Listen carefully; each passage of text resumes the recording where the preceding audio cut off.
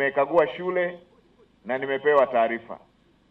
Hongereni sana Mheshimiwa mkuu wa wilaya, Mheshimiwa Kali pamoja na timu yote ya wilaya, Mheshimiwa mkuu wa mkoa na timu yako.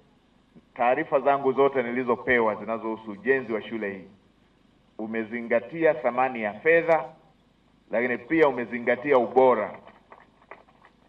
Shule nzuri na imewekwa na mabweni, imewekwa na nyumba za walimu.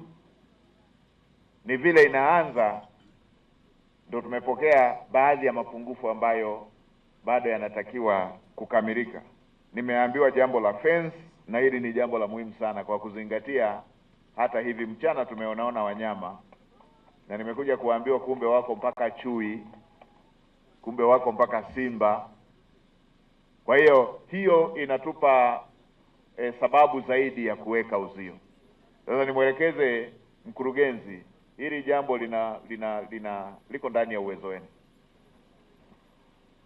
Tuambieni bajeti yake, halafu ndani ya mapato ya halmashauri tuharakishe liwe jambo la kipaumbele kujenga uzio huu.